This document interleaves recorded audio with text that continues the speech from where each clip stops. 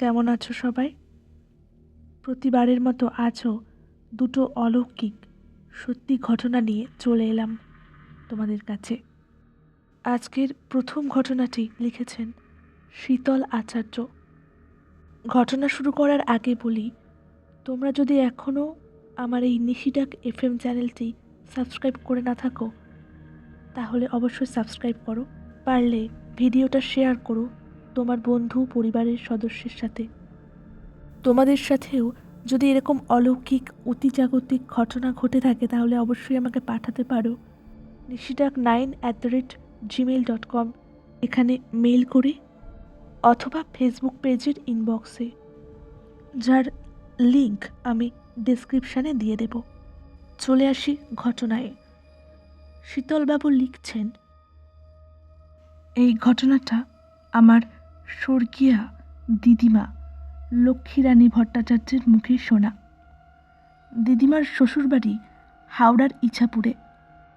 তখনও সেখানে ইলেকট্রিসিটি পৌঁছায়নি।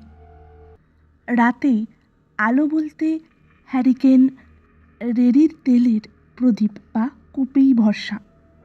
দিদিমার ভাইপোদের মধ্যে কাশীনাথ ছিল তার খুব প্রিয়। সে খুব দুরন্ত প্রকৃতির বালক ছিল, কিন্তু দিদিমার হাতে দুবেলা না খেলে তার খাওয়াই হজম হতো না। সেদিনের রাতটা আজকের মতোই বৃষ্টি মুখর ছিল। কাশীনাথের জন্য ভাত বেড়ে দিদিমা অপেক্ষা করছিলেন কখন বাঁদরটা খেতে আসবে। খুব জোরে হাওয়া বইছিল তখন। হঠাৎই কুপির আলোটা হাওয়ার তোড়ে নিভে গেল। এমন সময় কাশি ঘরে ঢুকল এবং কোনো কিছু না বলেই খেতে বসে গেল। তাকে খুব ক্ষুধার্ত মনে হচ্ছিল। কুপি জ্বালাবার জন্য দেশলাই আনতে দিদিমা রান্নাঘরে গেলেন। ছেলেটা অন্ধকারে খাচ্ছে। দেশলাই এনে দেখেন কাশি খাওয়া শেষ করে কখন যেন উঠে চলে গেছে। দিদিমা কুপি জ্বালালেন। ছেলেটার খিদেও পেয়েছিল বটে, না হলে এত তাড়াতাড়ি এক থালা ভাত শেষ করতে পারে কেউ?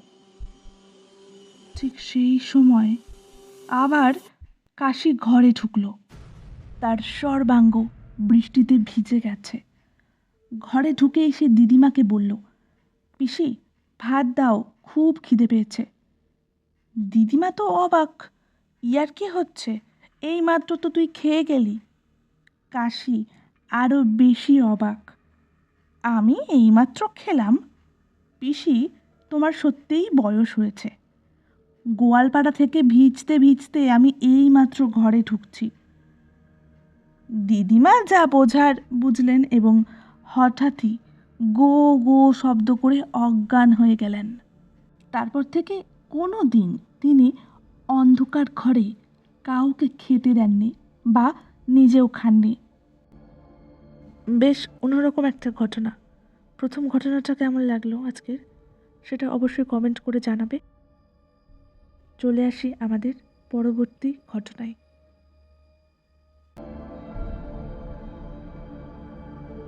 আজকের দ্বিতীয় ঘটনাটি লিখেছেন বিপাশা গোস্বামী। তিনি যেভাবে লিখেছেন আমি সেভাবেই পড়ে শোনাচ্ছি। কিছুদিন ধরেই আমাদের সাথে ঘটে যাওয়া ঘটনাটা লিখব ভাবছিলাম। 9 বছর আগে ঘটা আমার রুমমেটের সাথে সেই বিষয়টা ভাবলে আজও শিউরে উঠি। খুবই স্পর্শকাতর বিষয় বলে স্থান কাল পাত্র চেঞ্জ করলাম। আমি, রিয়া আর রঞ্জনা এর হোস্টেলে রুমমেট ছিলাম।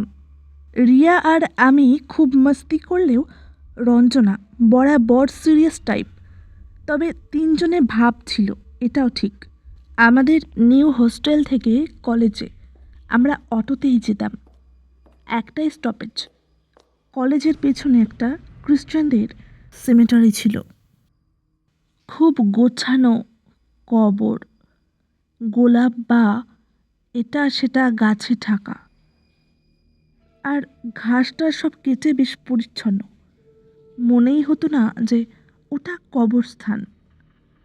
7-8 মাস হলো কলেজ হয়ে গেছে, কোনো দিন কাউকে গোর দিতে দেখিনি। পরিত্যক্তই ভাবতাম। একদিন দেখছি বেশ ভিড়।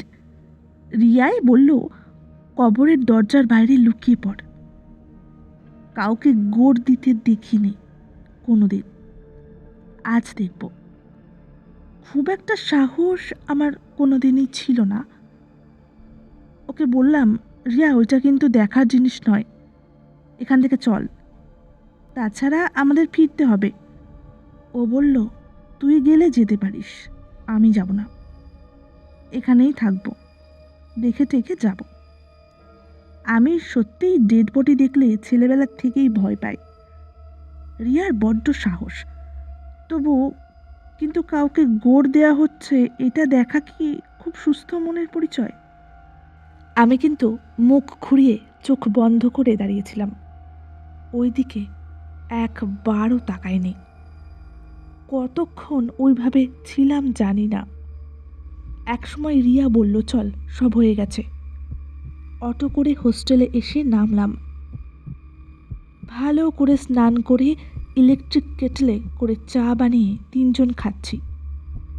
ভিতর ভিতর কষ্ট হচ্ছিল, না জানি কে কবরে শুলো।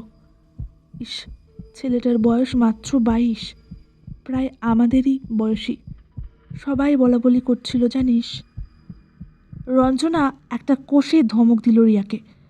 আমিও বললাম, যাই হোক, একটা আনক্যানি ফিলিংস হচ্ছিল আমার। অন্য দিনের থেকে একটু আগেই আমরা সেদিন শুয়ে পড়লাম। আমার আর রঞ্জনার চৌকি ছিল একেবারে গায়ে গায়ে, আর রিয়াটা ঘরে অন্য একটা সাইডে। কিছুক্ষণের মধ্যেই দারুণ একটা চিৎকার। রঞ্জনা উঠে গিয়ে আলো জ্বেলেছে।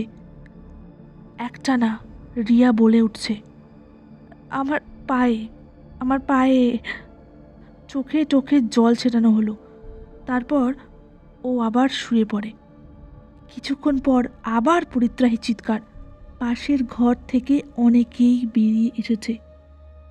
সুপার এসে বললেন, যা বলার কাল বলো। রাত 3:30 বাজে, একটু বাদেই ভোর হবে। আমি, রঞ্জনা আর সুপারের সামনে রিয়া যা বলল সেটা হলো, ও কারো ঠোঁটে, গাল আর পায়ের স্পর্শ পেয়েছিল। আগে পায়ের ওপর, তারপর শরীরের সব জায়গায়, আর তার হাত দুটো বাঁধা ছিল। রীতিমতো আতঙ্কে আছে মেয়েটা। আমি কিন্তু গতকালের সেমিটারির সব ঘটনায় ওনাকে বললাম। উনি রিয়াকে প্রচণ্ড বকলেন। আমরা সেদিন কলেজ গেলাম না। রাত জেগে খুব শরীর খারাপ লাগছিল। রিয়া একেবারে থম মেরে আছে। সারা দিন গেল, রাত হলো। সুপার ম্যাম একটা হনুমান চালিসা এনে দিলেন। আমরা 3 জন এক বেডে শুলাম। ওর বালিশের নিচে ঠাকুরের বইটা রাখলাম। ওকে মাঝে রেখে আমরা দুপাশে শুলাম, লাইট জ্বেলে রেখে। শ্বাসকষ্ট আছে বলে মন্টেক এলসি খায়। একটু পরেই ঘুমিয়ে পড়েছিলাম। আবার বিকট চিৎকার।